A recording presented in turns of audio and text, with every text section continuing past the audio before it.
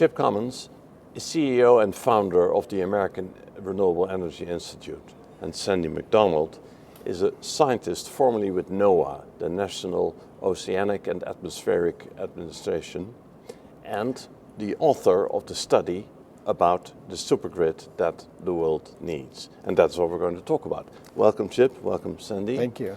To EarthX. So maybe I should start with you, Sandy, since you wrote the study. Why do we need a supergrid? Well, I think people realize that we're in a global climate emergency. We right now have close to 80% of our energy, which is what makes our lives great, is basically fossil fuels, which release carbon dioxide. We need to end putting carbon dioxide in the air because it is a huge threat to the future of the planet.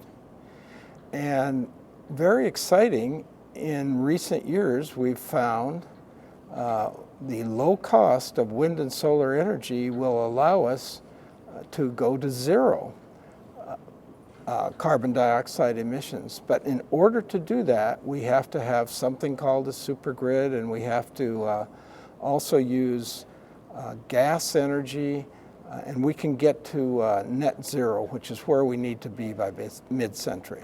But what is a supergrid? A supergrid is a network. So we know about networks. So you can pick up a phone and call your grandmother, whether she's in New York or Texas or wherever she is. So what we need is the same thing for electricity. And a lot of people say, oh, I thought we had that. I saw a big transmission line. But that's not true. Our grid is really built for fossil fuels. We put a big nuclear or a coal plant near the city. We bring the electricity to the city. But there's another type of electricity called direct current electricity, which allow us to go across the whole country, so that the high voltage direct current supergrid allows us to hour by hour say, well, where's the wind blowing, where's the sun shining, and move it from there to where it's being used. So it's the one way that we can get the very low costs of wind and solar energy and still have 100% reliable energy. Now, I stay with you for one more question, because so interesting is that you were working at an ocean research institute while you did this study, and this has nothing to do with the ocean. It doesn't have anything to do with the ocean, but remember, NOAA is ocean and atmosphere. Of course, yes. So in my laboratory in Boulder, Colorado, we had 600 really fabulous climate scientists and weather scientists. My own specialty is weather. I fell in love with weather, and I said, people just don't realize that the size of weather is actually continental size. So if we're going to be able to use wind and solar and get rid of intermittency, we've got to be able to move around a continent. And everybody said, well, that sounds reasonable. But I was in charge of 600 people, one of the fastest supercomputers in the world. I set out to prove it. I thought I could do it in a year, and it took us 7 years, but it was lauded as one of the very top articles by Nature magazine in terms of global impact. So, Chip, over to you. How did you sign on the supergrid mission? Well, I've been searching for the answer to the problem of overheating the planet due to the excessive burning of fossil fuels ever since we started AREI and the AREI. AREI is a summit that I produce in Aspen, Colorado since 2004.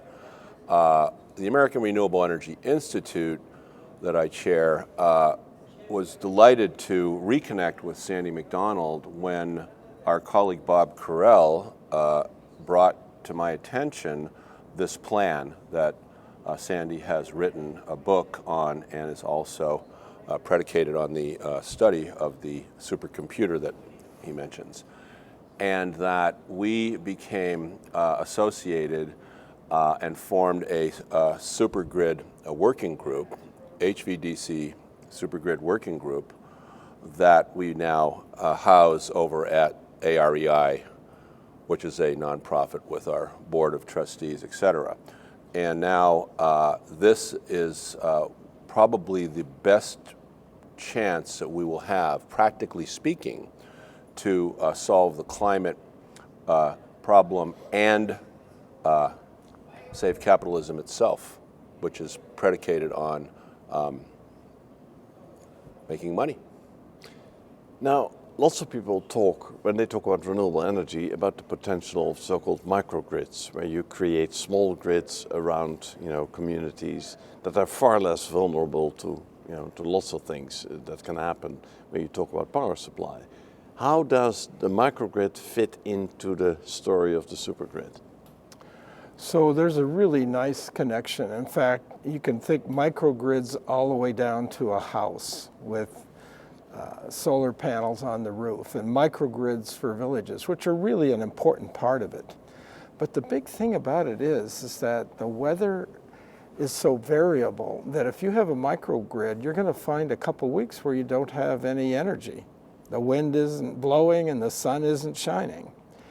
And what the supergrid does is it allows you to basically most of the time, have energy in your microgrid because the sun shines every day and so on.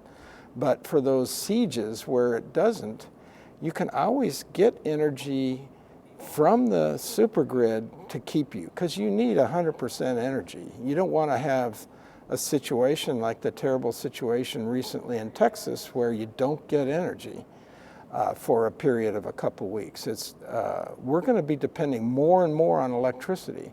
So just like my house, where I have my solar panels, and most of the time they work, but then I get a heavy snow and they're covered and I don't get power for a week, I buy from the grid, and then in the summertime I'm making about twice as much power as I need, and I'm selling it to the grid. So the grid is the thing that makes everything work. The microgrids, the state electricity system, the utility systems, it basically evens out over the whole continent the ability to have reliability of energy. You mentioned the Texas disaster from a few years ago. Why at that time, maybe it's good for you to explain this because you know this subject so well, why at that time couldn't neighboring states just say, here you have some electricity? It's an unusual thing, but Texas is such a big place, they thought back in the 30s, let's just have our own what they call interconnect. It's real big, we'll always get the energy we need. The federal government said, well, we understand you don't want all these federal people looking over your shoulder, but for an interconnect with a large area, the U.S. only has 3 interconnects. The whole western United States, the whole eastern United States. And Texas. And Texas. I see. So Texas is big, but what happened is a lot of their energy went offline. Gas plants that froze, and wind turbines that weren't prepared for it, and so on. El Paso never had any problem because they were on the western interconnect. Yeah, there you go. So the point is these 3 networks are not connected. They're not connected. And so what this does is it makes the United States one big network. And that does mean then that the sun from California can support, New York. Anything, anywhere else. And the strange part of electricity is any power source anywhere can support any power source, any need anywhere else. But there are energy losses when you have power supply, electricity going over distances. Yeah. To what extent is that a problem? It's a big problem if we use our existing alternating current transmission. It's solved by these giant cables. These things are 1 foot in diameter, and they can go halfway across the country with 2% losses. So there's very little loss in a giant cable, and that's why we're proposing a high voltage direct current cables. And we're proposing them underground. We don't think we can build big overhead transmission anymore. The U.S. has learned that we can't do that. So we're making, as Chip said briefly, we want to put these underground along existing right-of-way like railroads or interstate highways. You also say that this initiative will save 80% of the carbon emissions. How does that work?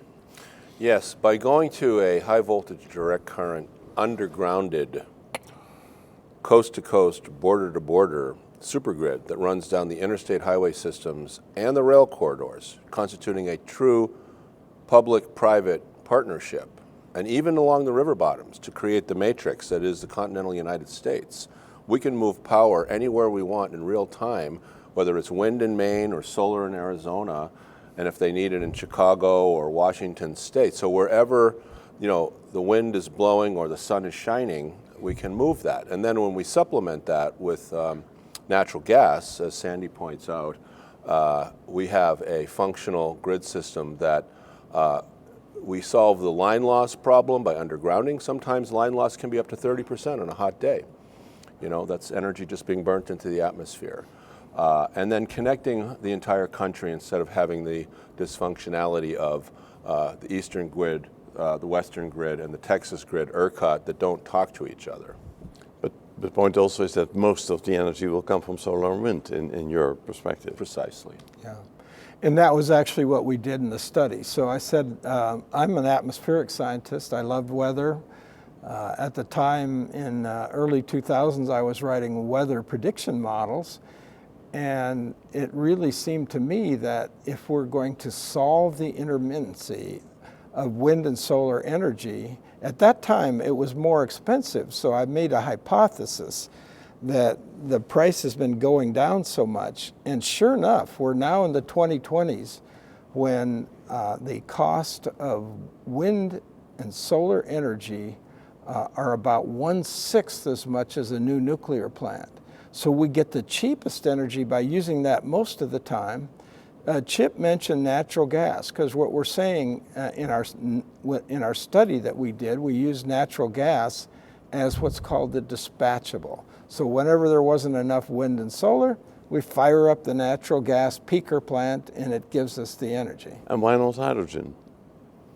I'm sorry? Why not hydrogen? Hydrogen. Well, actually, Sandy has a plan for that as well. Yeah, in fact, that's the latter part of it. What we're proposing is we start with all natural gas plants, actually a huge amount, but there's a company Siemens actually, that basically can now build a natural gas plant that's ready for hydrogen. Yes. So our idea is that as they perfect that technology, we transition over 25 years. So the whole global energy economy can't take a sort of a 90-degree turn. We need to gradually switch to hydrogen, just like you said. Now, let's talk about cost. How expensive is this project? Well, to build out the entire nation is quite a hefty ticket. If we were to do it properly and do it everywhere, we would probably be looking on the magnitude of something like the IRA bill, in the trillions, or well, at least 1.5. However, to start with a line that Sandy has been talking about, the most logical place to do it would be from Winslow, Arizona to Waco, Texas, connecting through 3 states, and reconductoring along the way on 4 different points. Maybe you can elaborate a little on that, Sandy. Yeah, so the cost of the whole network, as Chip said, a 40,000 mile network is $2 trillion. There's no taxpayer money in that. The reason there's not is our proposal is that it be built like toll roads, so that the people who use it, they see 2 or 3 cents added to their kilowatt hour bill. Yeah. And so they're paying for it. So this is one of those projects where the Congress can say, oh goody, we get to have a giant project and the taxpayers aren't going to pay any of it. Well, the citizen is more or less the same, but it's also cheaper. It's also cheaper. So therefore the citizen, the consumer, doesn't really notice it. That's right. Well, actually, what's going to happen is we build this network, their energy bills are going to go down because the sum of wind and solar energy in the Great Plains, an engineer or utility person would say, well, it's $20 a megawatt hour in the Great Plains, and you're going to add another 20, but it's $180 for a new nuclear plant. So what are you going to pay? You know, $60 or $180. So it's a cheaper energy system, no taxpayer dollars. We need to do it fast because we want to show the rest of the world that this is a way to decarbonize the whole world. And the U.S. is only 3.5% of the global population. This works in our study. We showed it worked in Europe, it works in China, it works everywhere because the weather's kind of the same everywhere. So how long will it take to put it in place? Basically, it's self-funded, you could say. So that wouldn't be the problem, but it will take some time to put that, to dig all those lines, I guess. So the basic idea is it's kind of like a toll road, which is the government says we own the highway and we want a new road built, but we're going to make it available for tolls. So in the Denver area, they built a road that was going to be built in the late 2040s. They built it in 3 years. They put it up for bid. The company basically built it. They operate the tolls, and they have a 30-year franchise. So that's what we want to do across the country. And we think if we do that, it can be built in as little as 15 years. So our target is if the U.S. can be running a supergrid by the 2040s, the world can be running supergrids on every continent by the 2060s. So we really have a hope. And it is really our only hope. I don't think anything else. We can't build 10,000 nuclear plants in Africa. Europe had the original idea for this. There was a project called Desertec, and they were going to bring power from the northern Sahara and the winds off of Netherlands. It's very windy out in the North Sea, and they were going to put all that together. And now they're back working hard on it. I want the U.S. to just get going and get this done. And I might add that we're hoping that with some real leadership from Washington, you know, President Dwight D. Eisenhower was the one who envisioned the U.S. interstate highway system, and that became his legacy. And we're hoping perhaps that President Trump will understand the wisdom of this concept, and that, in fact, the high voltage direct current supergrid could become his legacy, and in fact, it could happen very quickly if everybody were to line up and make it happen. Sort of like when FDR had that moment in the 40s when he gathered the captains of industry together and asked them to make ships and tanks, and they said, well, we can't do that. We're making cars, trucks, and buses. And he said, no, there is a moratorium on that. And so you saw how we went to work as America. I want to ask Sandy, what is your favorite weather? Well, I'm a typical weather nut. I'm excited about weather because when I was a child of 8, I would run outside when there was a big storm, whether it was a snowstorm or a thunderstorm. And I think a lot of the people who are very excited and make careers in weather are because they love the wildness and the beauty of the storms. Thank you. Thank Chip, you. and thank you, Sandy. Thank you.